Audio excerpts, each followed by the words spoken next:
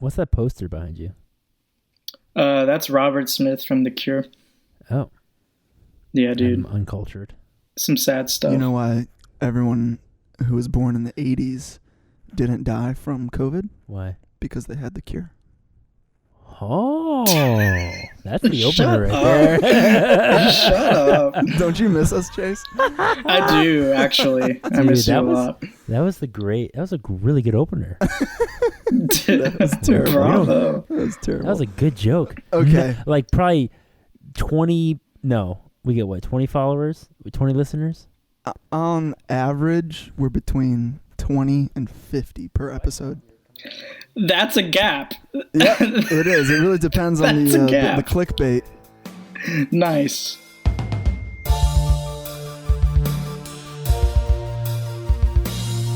All right, man. So, what you drinking?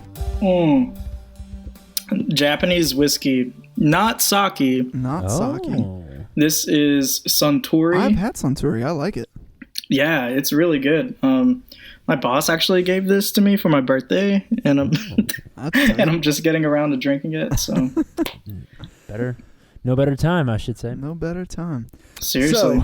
So, did you get a chance to listen to any of our last podcast? Yeah, the one with Chris. Yeah. Other Chris. Yeah. Yeah, dude. Some spooky stories, and then I heard the horror movie ratings at the end. I wasn't a fan of that part. Oh, well, because I know you're, He's the biggest, probably the biggest horror film buff that I know.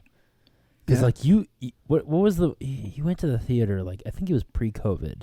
Was it pre-COVID or was it during COVID? When he went to the movie theater and you saw like an old 80s slasher. I don't know, man. That sounds like a pretty normal day. Yeah, that's what I was gonna say. So during COVID, they have been doing horror movies at drive-ins, and I'm a big fan of that. So they did Evil Dead. I finally convinced a drive-in that's like not too far from here to play the original Evil Dead, because that's one of my favorites, and that's like the perfect drive-in movie. Yeah. So I've only seen the remake, and I literally couldn't finish it. It was what? The remake is like really good in its own way. In its own way. The one guy, I think he was in the glasses. He was getting tortured the entire movie. He was like shot. His arms were broken. He was shot in the face with a nail gun. I was like, this is a lot. I don't know if I like this. So what would you say one of your favorite, top like 2 or 3? I put up 4 fingers. I say top 2 or 3 favorite horror movies. So number 1 of all time is going to be The Shining. No doubt in my mind. See, I never put that on my list of horror movies, mostly because that's never been like a horror movie for me. Yeah, but it's so much more than that. It honestly. Really is. But like my mom will never watch that movie with me. Like if I'm watching it, and like when I was living at the house, when I'd be watching it and she'd come in and she'd be like, "What are you watching?" I'm like, "The Shining," and she's like, and she'll like turn and she'll walk out and she'll like stomp up the stairs to me. she listens to these, yeah. But no, I mean like it's never been considered a horror movie for me, mostly because I don't know. I never found it. I found it unsettling, but it never was like really scared watching it. But maybe that's just because growing up with the kind of movies that we grew up with, we expect a certain thing from horror movies. Yeah. And it's very much not in your head. In the 70s, especially Kubrick movies, they're all just really in your head, you know? Yeah, they're just, it's just like a great piece of cinema. Yeah. For sure. Like, I think the thing with most people for it is that we're saying it's so much more than just a horror movie, you know, that it's actually got so many visual elements and, you know, it rips off the Stephen King book. Apart from that, it's like so much more content than most horror fans are like used to really cheesy movies that are almost laughable, like all the laughable practical effects. Like there was a movie on Netflix called Terrifier. I don't know if you've seen it. It's like over the top gore, but it's all practical effects, so it's like funny. I don't know, like a Tarantino film. Yes, exactly. Like it plays into that. Well, yes, we're using practical effects, but because the blood spurts are so big and so obnoxious, it's almost a little comical.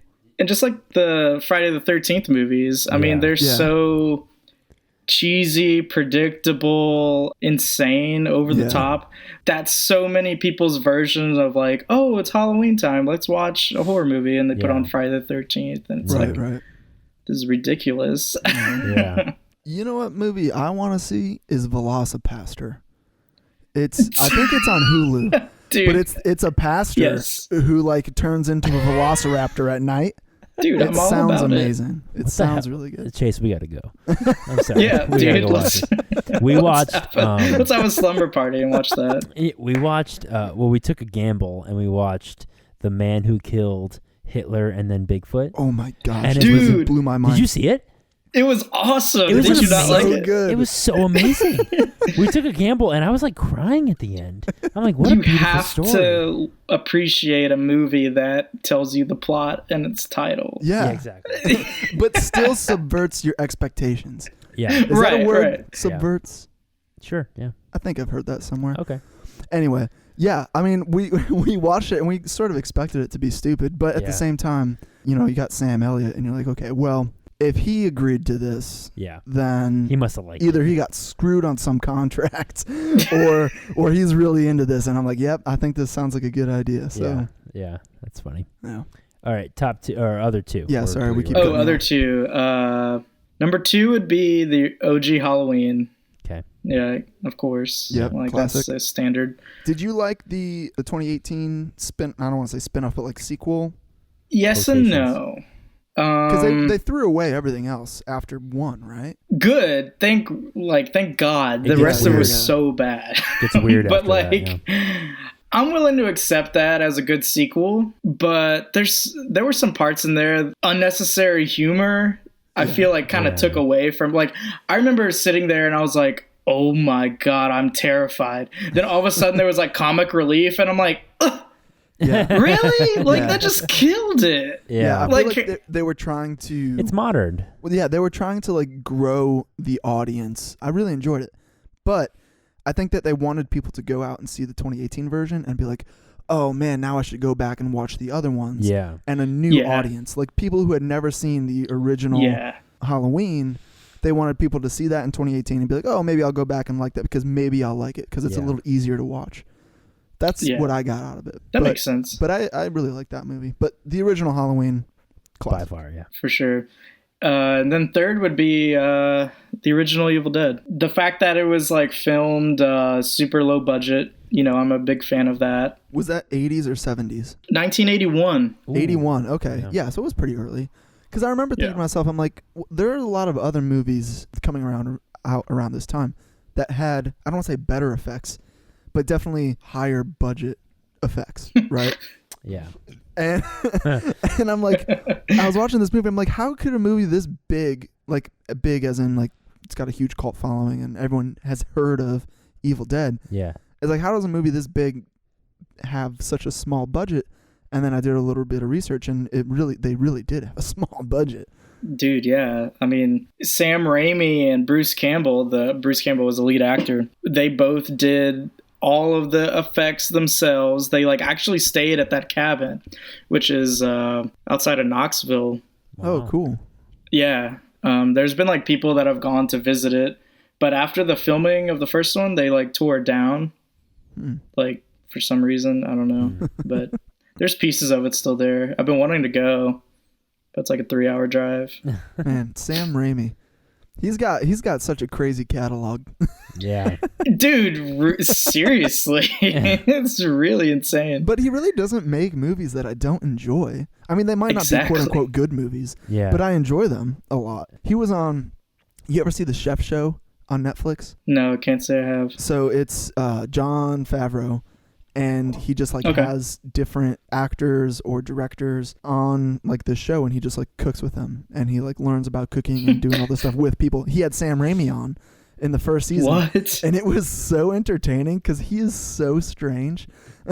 Dude, I bet. Dude, the best thing that I love about Sam Raimi is the way he just said, screw you to Sony with Spider-Man 3. Oh, yeah. He was in a pickle with Spider-Man 3. Yeah. Because He was just gonna originally have, I think it was Sandman. Yeah, he wanted to make Spider-Man movies off of the comics he grew up on. Yeah. So that was 70s era. Yeah. Sony got a lot of flack from people saying we want Venom. We want Venom. Right. And he's like, I don't even know what that is. Yeah. They like forced it down his throat, trying to make him do a movie that he didn't want to do. Yeah. And eventually it got to the point where he found out that they were already planning to reboot the series. Yeah, so he just biffed it. So he was like, okay, I got this. I see you. Yeah. He was like, doesn't matter anyway, huh? And then we get Emo's Peter Parker. Which honestly probably created the best memes. Yes, that is true. But I mean, Spider-Man 2 is arguably one of the greatest superhero movies of all time. The people that say that movie isn't good can literally rot. Exactly. They deserve to eat a plate of human shit. Oh my God. Yes, I would 100% agree. Don't bleep that out. People need to know. I remember seeing Spider-Man 2 in theaters. I was wearing my Spider-Man outfit, like costume. Nice, dude. I was like 14. Chunky 14-year-old Colin. No, I came out when I was like 8. Dude, but He's Spider Pig instead of... We love you. I know.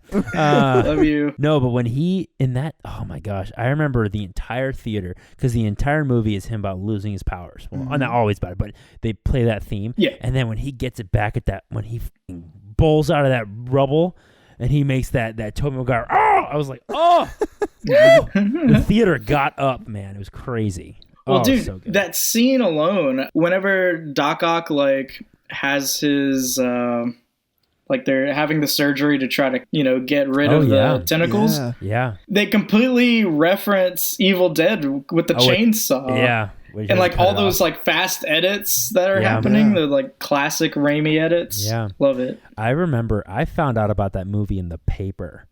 My dad was like, "Hey, the next Spider-Man movie it has Doc Ock in it," and I was like, "What?" You mean you weren't 8-year-olds drinking a coffee at the dinner table? No, reading the paper. Dude, my dad read the morning news here.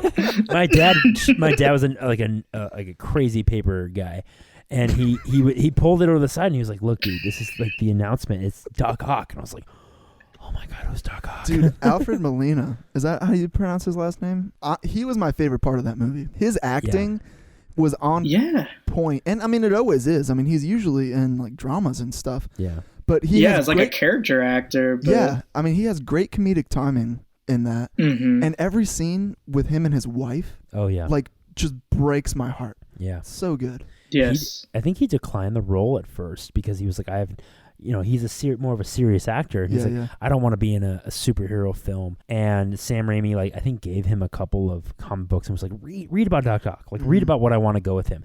And he just fell in love with the character of because he compared him to, he says it in the movie, Icarus, that he's reaching to this wow, that adds a whole nother level. I've reached a lot, literally Icarus, literally too close to the sun. Right. And he's this guy with this huge passion to create unlimited energy, and he creates a small sun, and he's reaching and reaching and reaching, and then he fails, and then he does it again, and he can redeem himself at the end. It's a very interesting story. Wow. I'm rewatching that tonight. Dude, seriously, it's an amazing movie. I've seen so many deep dives on it. People smarter than me dissect it, and you're just like, holy crap, it's amazing. Dang. What goes into movies, man? Well, we've talked for 35 minutes about movies already. That's our thing, man. What do you expect? It is, yeah, that's true. Let's dive into this thing. You ready? Yeah, dude. Well, it happened right as we started becoming friends. Yeah. Actually. This is the Pokemon Go story, right? Essentially, yeah. Okay. That throws people way off. I know, let's open with that. It's it all revolves around Pokemon Go. Dude, we still have people around here playing Pokemon Go. Especially Shut up. Dude, I'm dead serious. You'll see the country's falling apart, and there are people playing Pokemon Go. Dude, Taylor's sister plays it all the time. Who? Alex with Michael. She does? Yeah. Wow. I'm not gonna say anything. You said plenty. You just did. Michael has just lost 10 cool points. But I mean, how many cool points do you have? So relax. Got him. Oh man. Okay. All right. In the 1940s, during World War II, there were so many camps that were started, like smaller than a fort, to house a bunch of troops and train them and ship them off to Germany or Japan or wherever. In Louisiana, obviously, that being a incredibly racist state, like as a whole. Yeah. Let's be honest. Now let's talk about that topic. No, I'm kidding. How has Louisiana progressed? We're gonna do a Joe Rogan 3-hour on racism.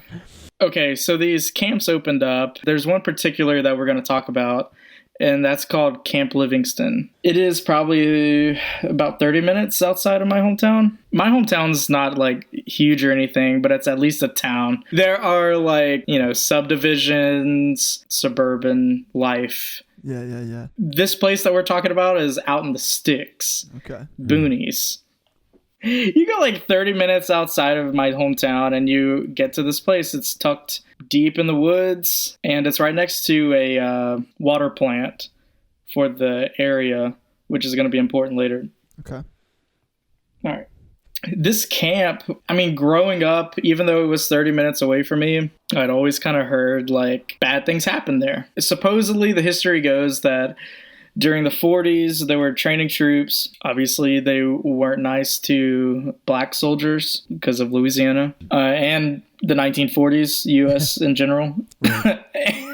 Once World War II was over, they closed everything and just kind of abandoned it. Supposedly, the story goes is just they locked up the bunkers and they just left. Wow. So many people are trying to get in and see if they can get into any weapons cache or anything. So the 1950s come along. What's going on at that time? More racism. Since no one was out there, that's people were going out there to hang people. It was mega messed up. So we go to the next era, the 1960s. What's going on during that time? Also racism, but on psychedelics. So we've got the KKK, racist, and then hippies. We've got counterculture, drink the Kool-Aid cults and psychedelics and freedom and all that stuff. And then straight up in the 80s and 90s when whatever is going on, with no one being there, it's just a breeding ground for evil and weird things. And there's been so many stories about what's going on there. You can pull up articles about serial rapings that happen at this place now. Even today, it happens. And since no one goes out there, this place is a grid. It's built with a bunch of roads simply made in just a giant square grid. And now the trees are overgrown though, so you can't really tell where you're at. Mm-hmm. So anyone that drives you out there, they kind of have to have been there before and know where to go. Right. A lot of my friends back home are super into ghost hunting, as I am, as you know. Yeah. Before I got into it, they were talking about it. They're like, oh my God, we went to Camp Livingston the other night, and on the way there, we saw they call it the devil dog. They swear that there was this dog with the red eyes that crossed the road and looked at them and then disappeared. That's a story they told me. I did not witness that. Yeah, that's enough to scare me. Getting scared by a coyote. Even being in high school, there's so many stories I get told about this place. It's they say that if you go and you drive there and you go to the certain spot, you cut your engine off and your headlights off, you'll see people walking. And then they're when you get home, you'll see that there's a bunch of child's handprints all over the car. Oh, hell no. Dude, my friends took me out there a few times because I was finally interested enough, and I was like, I have to go and see what this is like. This is going to be fun. There's this place called the Ice House, and it's supposedly where the mess hall was, and it's their walk-in freezer. And you go there and it's just graffiti and all kinds of terrible things written all over the walls. That's supposedly where one particular case that got really public, someone got raped there. So it's everyone tries to go to the Ice House because there's like, okay, well, that's where the worst synergy is going to be. Right. Yeah. And people bring like their EVP recorders, and my friends have done that a few times because they actually have an EVP recorder. What's that guy from Ghost Adventures who creates all this stuff? Bill Chappell. Bill Chappell. Oh. He creates all that stuff. Did you hear that, bro? Did you hear that, Did you hear that? Everyone should go and find Ghost Adventures legit posting, because I still run that page. Do you? And it's just it's just a bunch of memes that I made in one particular era and never touched again. Oh my gosh. What a great time. I remember that. What a great afternoon watching all those. If anyone wants to contribute new Ghost Adventures memes to that page, I'll accept your invite and we can have some fun. It's been a while. It's going to blow up now. Yeah, with all 22 of our followers. With 20 to 50. Hey, man. Don't forget the 50. We're rounding up here. Yeah. So it got to a point where like I had friends from college that I would tell like about this place, and they'd want to go, and they would come home with me one weekend, and I'd meet up with my hometown friends, and I'd be like, hey, I've got this friend from college that wants to go and see this crazy place. Let's go. And it'd be like dark, and we'd just be wandering into the woods and like in this place, like the most unsafe you could be. Right. The complete stereotype of horror movies. Yeah, especially like where shit actually goes down. Yeah, like even if it wasn't supernatural, like there's kids that drive out there to smoke crack. Oh gosh. And not be bothered by cops. We're like, yeah, let's go out there. Yeah, and then you run into them and they slit your throats. Oh gosh. Yeah, dude. Like normal crackhead stuff, right? Yeah. We go out to this place once with my friends or twice, and it's cool. Nothing really happens. We see all the locations. There's like the ice house. There's another structure that you can see. I've never been deep inside to like see the actual bunkers. But finally, one night, it was after I'd moved to Tennessee. I became friends with Chris. It was like right after we graduated from Dark Horse. I went back home for Thanksgiving. Mm-hmm. I was hanging out with my buddy who used to go out there a lot, and he actually he still works at the water plant that's on site. It just happens to be like right next to this old military compound that no one uses. Yeah. Whatever. So like Pokemon Go came out.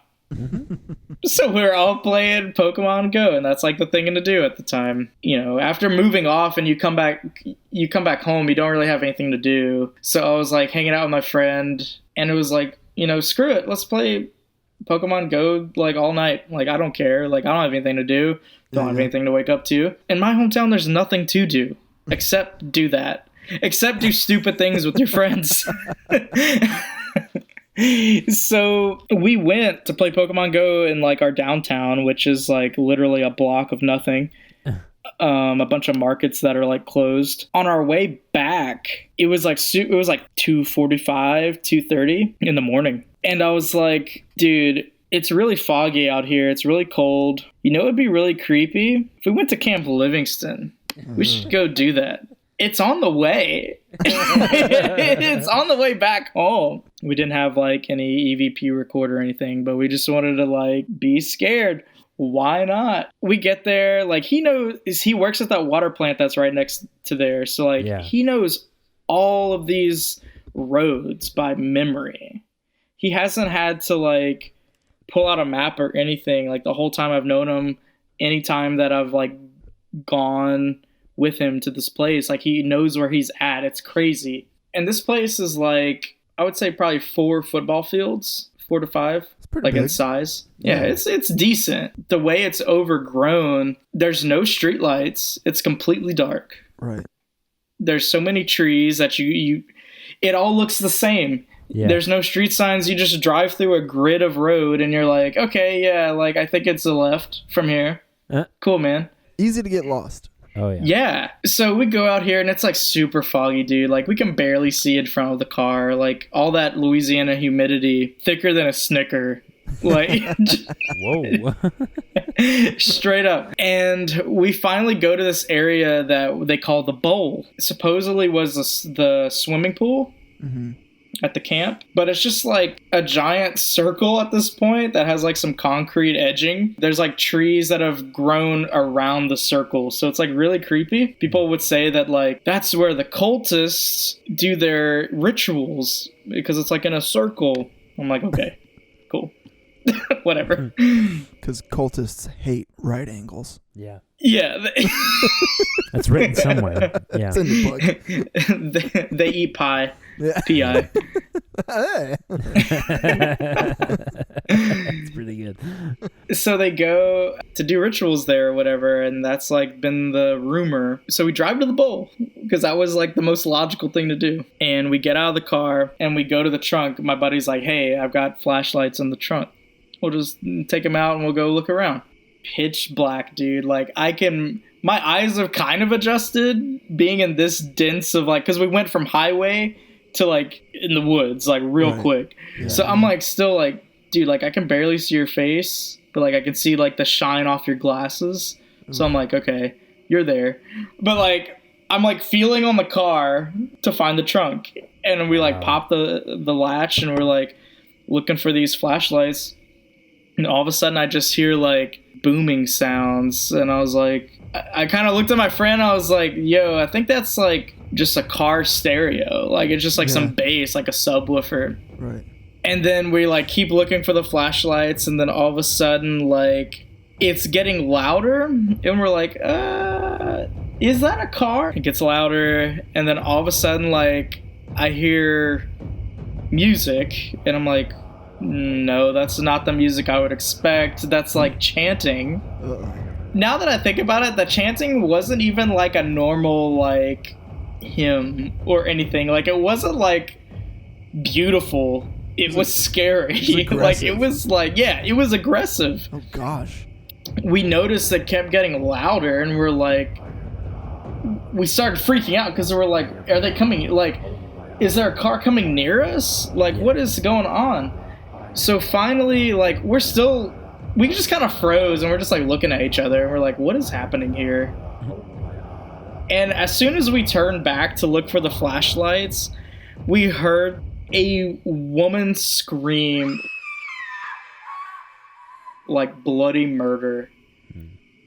I have never heard. It was like a banshee, and I don't even know what that sounds like, but it had to have been like this. It made me like stop and look at my friend, and he was like, we gotta get the fuck out of here. And like we jumped in the car and took off, and we're like, we can't see in front of us because of all the fog. Right. And we're just like, Jesus Christ. Like he's trying to remember which road to go down because it's so confusing. Yeah. So we finally get out of there, and he's like, dude, he was like, my buddy Tony is working at the water plant that's right there. So he was like, there's always a Tony somewhere. Yeah, dude, Tony's cool. I'm gonna tell you why. We go, he's like, I'm gonna call Tony, and we're gonna get inside the water plant because it's like a compound, it's fenced in. Right. Yeah. So he's like, we need to go there, we need to like chill, like talk, and like do something, like we need to, like, this is scary. Like, you ever get so scared where you're like, I need to do something normal real quick to like remember that I'm not that scared, like that this is cool. Yeah, no, totally. Yeah, I mean, so like when I'm watching a scary movie, sometimes I'll be like, pause, I'm gonna go like take a quick shit or something, so I like can just calm down. Yeah. You know, like just calm down. Yeah, we need to come down off of this cloud and relax. You want to go to Denny's or something? It's just chill. And like in hindsight, I'm thinking like, yeah, that's the best idea. Let's go see Tony. Like in the middle of the same cesspool at of 3 a.m. So we go, and like it's a classic horror movie scenario. Like we feel as if these people are right behind us because it was so loud. We were like, they're right there. They're right there. Like we are on the edge of whatever they're doing right now. We pull up to the water compound, and it's fenced in. So he calls Tony, and he's like, hey, dude, like, we just saw some crazy shit. Can you come and unlock us and, like, get us in? It's not like he's at his desk pushing a button. This dude has to come out of his office, run across the compound, and hit a button on the fence to make the gate open. It's like the time that it takes for us to sit here and wait in the car, we're going to be murdered. Or Tony gets murdered. Oh, God. Like, you'll never know. So like we wait 5 minutes and we finally are able to get inside of the facility. We close the gate and we go up and we're like out of breath. And Tony's like, dude, like relax. I'll get you some coffee, chill. And he like goes and he gets us. We sit there and we're like, dude, we told him the whole story. And he was like completely unsurprised. He's sitting back in his chair and he's like, oh yeah, that makes sense. And we're like, what do you... He's like, I fight these bitches on the weekend, man. Yeah, dude. He was like, did you realize what time it is? No. What does that have to do with anything? He's like, dude, it's 3 a.m. It's the witching hour. I was like, bro. I was freaking out. Inside the complex, in his office, they have like a map of Camp Livingston in case you get lost. We pinpointed where the bowl was, and he was like, all right, so you were here, and that's when you heard all this stuff. And we're like, yeah. He was like, well, the only clearing that's around that they could like fit a bunch of people to chant and like kill someone is right here. And he pointed on the map. And then I looked at the map scale, and it said 100 yards, so a football field. We're a football field away from someone probably getting murdered. And we're like, did that just happen? And he was like, oh yeah. He was like, dude, like I've grown up in this town, and you know there's all these cultists that go out there, and like the cops are in on it, and they're a part of it. He apparently he like studied different religions like in college. I forget what it's called. He was like, he was like the expert. And I was like, what are you doing working at this water plant? Like, you know so much. He's like a prophet. Dude, it's straight up like where you learn what's going on in the movie. Yeah. Like the demon that you have to fight. And he's like, this is how you fight it. Use this. We'll be good. And then Tony dies. And then it's up to Chase and the guy with the glasses.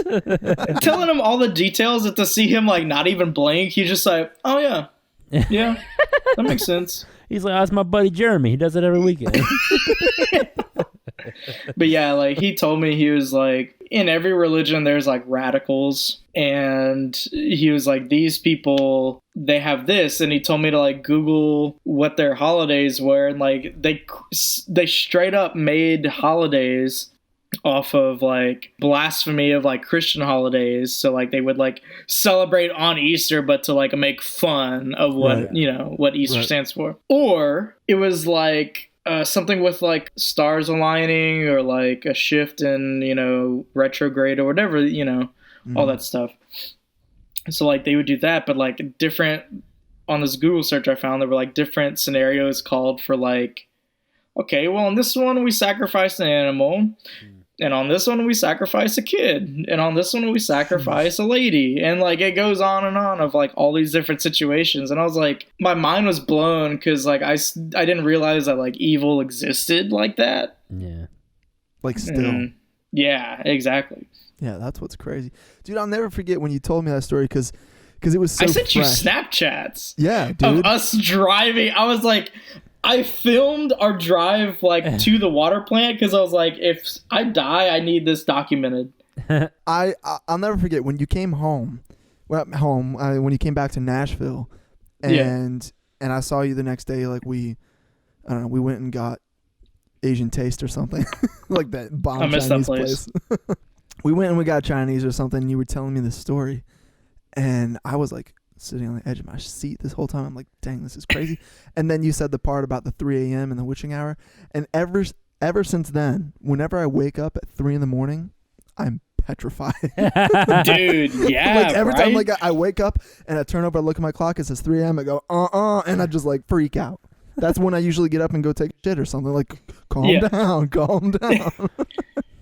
Yeah, and like it's weird because whenever Tony was telling us all this stuff, like he had a computer right there, and he straight up was like, here you go. And he Googled like missing people so instead of counties in Louisiana, we have parishes. Uh-huh. So he like Googled missing people in that parish. Mm-hmm. And there's so many. Jeez. And it's people like just being pulled as like sacrifices to whatever they're, doing out there. That's terrifying. Oh, jeez. I could call up that buddy and like talk to him right now, and he'll just be like, dude, that was the craziest thing we've ever experienced. Like, he used to go out and do like all the EVP recordings of that place, and he heard some insane stuff. To this day, that one just takes the cake. Like, it's terrifying. You know what's terrifying? I think you told me the story like when we were at that B-Dubs off of Mallory Lane. That one time, and God, I missed that. I don't miss the place, but I miss the era. Like, an era! It was so different. But I remember you telling me that. I remember I was just like shivering in the booth, not because I was terrified, but just like it was so. You were cold. Yeah, I was freezing. It's always cold in B-Dub. But I was just so like chilled by the whole thing. It's not like a paranormal thing. It's like this was real. It's like, real people, legit. or at least I can as far as we know. Right, I can wrap my mind around that, and that is what's so freaky. Right, yeah. I mean, the scariest part about that thing, and the scariest thing is that like that still exists. Yeah, and there's still like f***ed up people out there doing shit that is just so. It's not cool. It's not. Yeah, I mean, yeah. That's such a dude way to. It's just not cool. So just for fun, like a week after that happened, I decided to Google this place. Mm-hmm. Surely I'm not the only one to have had like this kind of experience. I've heard stories about this all like my adolescent years. Yeah. I'm gonna let you know, if you Google Camp Livingston, Louisiana, stories, this second thing that comes up as a post in Reddit about ghost hunting at this place. Like, I'm not kidding. This place is full of just dark, weird stuff. More importantly, the third post on Google is called camp-livingston.winfrey.net.com. It's literally a blog about Camp Livingston, and there's a section that pulls up. Someone said, if you know anyone who worked or at Camp Livingston or has any stories, like, post them. Dude, this is what came out. Like, this is what I found the night or the week after I went out there. Uh-huh. All the stories that people told me, like, there were some that straight up were exactly what had happened to me. Jeez. And that's the part that freaked me out the most, like, than actually being there. Yeah. When it was, like, straight up, like, there's some stories, like, I offer anyone to go and read this themselves. Like, there's a bunch of people that are like, oh, that's just a bunch of kids doing drugs.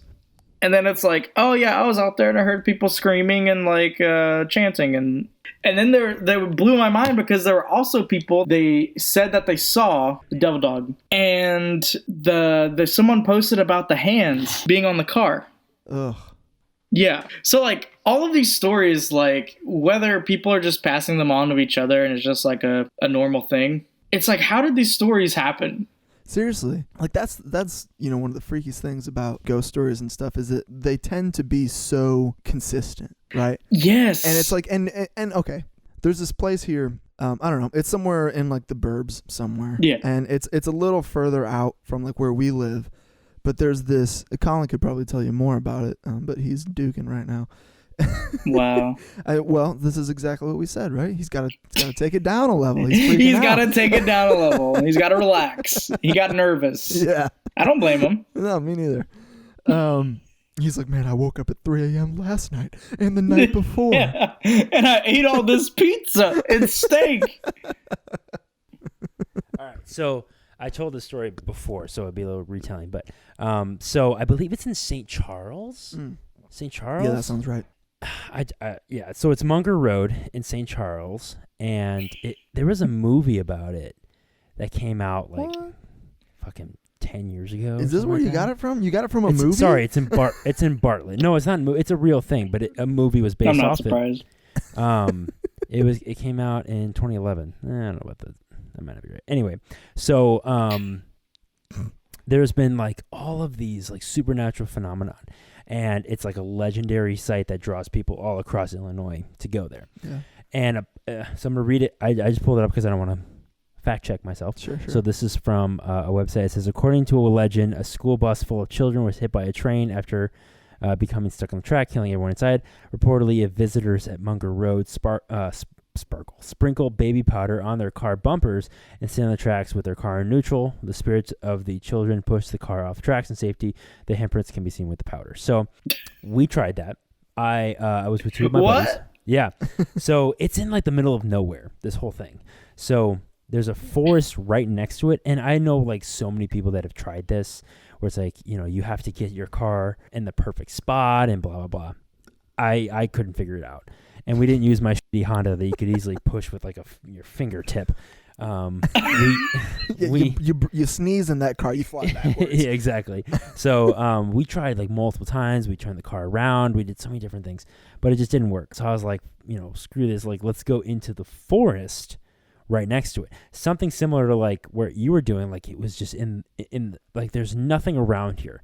There's probably like hundreds of acres of forest preserve. Mm-hmm. And if you see any, like, it's the same thing. Like, you couldn't see your hand in your front of your face. It was that dark. And we had flashlights. And me and my two buddies, we had parked the car probably, like, right next to the forest preserve. And we started walking. And we were probably about mile or so. And one of my buddies just starts getting, like, extremely sick. Just, like, throwing up everywhere. And he was like, dude, I was like, dude, he's like, dude, I don't feel good. Like, everything's cool until someone starts throwing up. Exactly. That's always. And so he's like, dude, I gotta go. So my buddy was like, hey man, we're gonna go back to the car. Like we should go. And I'm like, it's like, I wouldn't say it was like 3 a.m. It was probably like 1 or 2 in the morning. It definitely was late. And it's in the middle of fall, like right around this time of year where there's leaves on the ground. So it's cold, but there's leaves everywhere. So it's like crunching when you walk. So it's like crunch, crunch, crunch, crunch. Like you know that everybody knows that. I know that sound. Crunch, crunch, crunch, crunch. Thank you. So I was like, you know, all right, you guys go. Like I'm gonna walk like an extra, 50 meters or something, or 500. Crunch. So I started walking by myself, and it was. You can picture this. So if you turn around, you can see my buddy walking with the flashlight with my other friend, and you can still hear him throwing up on the way home. So all the way back to the car. So he's like, again, oh my God, like just throwing up like his food. I don't know. We never figured out why he was sick. He probably just had like a bad burger or something like that. I don't know. I keep walking to the point where I don't see them, and so I'm a half a mile out. So I'm about a mile and a half in. What? Kill me. So. I'm walking in, and I hear, my foot's crunch, crunch, crunch. And behind me, I hear crunch, crunch, crunch, crunch. And so I was like, okay, so it's probably like a squirrel or something. But it sounded too heavy. That squirrel sounds like a human. So the crunches were definitely like heavy footprints, like heavy. And it was like crunch, crunch. So I was like, you know what? I'm going to stop and listen. So I turn my flashlight off, and again, pitch black. You can see all the stars and all that shit. And I hear crunch, crunch from like multiple sides. Crunch, crunch, and I turn my flashlight on. Absolutely nothing. Absolutely nothing. Stop. And then I'm like shivering. My eyes are watering right now. Shivering. Good Lord. I'm shivering, and I hear, and this is like the fun, I hear in my ear, and I fucking took off. I don't think I've ever run a mile and a half faster in my entire life. You know what it probably was Joe Biden. Scary Joe. Sleepy Joe. Dude, but my friends, they said it was really funny to like see me running out of the forest because like flashlight in hand, just like straight out of a scary movie. Oh man. Terrifying. How old were you? Jeez. I was driving, so I was definitely 16. Was I driving? Your delinquent years. Yeah, man. I never did anything like that again. It was just terrifying. Just because, like, and that's like the crazy thing is that road is known for just that school bus accident, and that's the legend. Like, I don't think, as far as I know, there's no like confirmed news article that said that a train hit a school bus and everybody died. So I don't. Not funny, but also funny. So, but yeah, it's very popular. It's a very popular little thing here. Interesting. Around here. Oh, forgot to mention. So I finally told my dad. It was like 2 weeks after this happened. I was like, man, I saw some like I heard some crazy stuff out at Camp Livingston. Yeah. And I told him everything at that point. Like, everything that I'd heard and whenever we went back to the water plant and talked to Tony. My father, another person who was just sitting there like, oh yeah, that's I'm like, unfazed. what is going on? Unfazed. He's like, there's another camp like in probably 30 minutes in the other direction called Camp Claiborne. He was like, yeah, when I was like your age, I went to that camp with my friends and the exact same thing happened to us. I'm like, what? Dude, what is happening here? You're like, I gotta get out of Louisiana. Yeah. Unfortunately, it's everywhere, as we're finding out. Yeah. In 2020. Yeah, seriously. Jeez.